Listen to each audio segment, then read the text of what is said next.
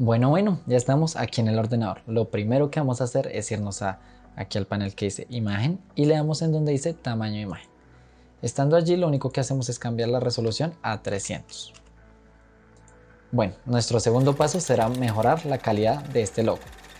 Y para esto es muy sencillo. Le damos control J para duplicar la capa y no trabajar sobre el original. Después de esto oprimimos control Shift U y desaturamos el logo. Le quitamos el ojito al primero. Nos vamos al Yin Yang y le decimos en curvas. Estando allí, lo primero que hacemos es decirle que solo afecte la capa de abajo, dándole aquí. Y ahora dirigimos los negros hacia el centro, de esta manera. Y movemos un poquito los blancos, algo como esto.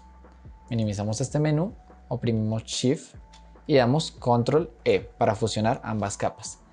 Después de esto, lo que vamos a hacer es quitarle el fondo a esta parte del centro. Para esto es muy sencillo. Le damos selección y nos vamos a donde dice gama de colores.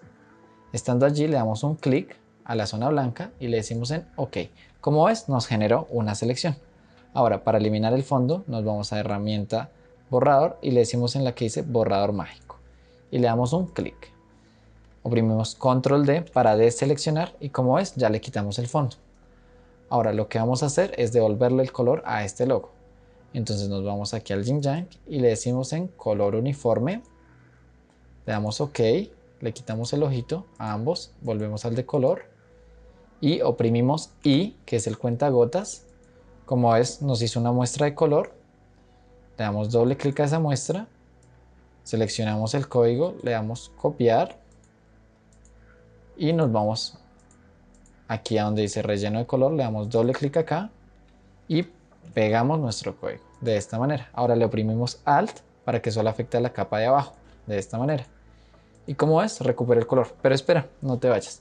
El tercer paso es la vectorización. Entonces para eso volvemos a seleccionar nuestras dos capas, las fusionamos, le damos control en la imagen y como ves nos generó una selección.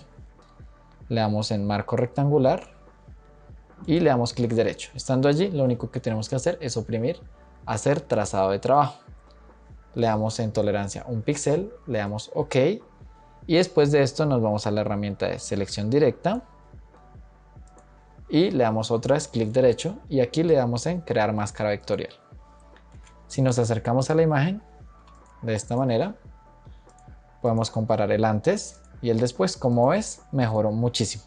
Bueno, como sé que este tutorial te fue de mucha ayuda, te invito a ver otro video que te estaré dejando aquí arriba. Gracias por ver el video.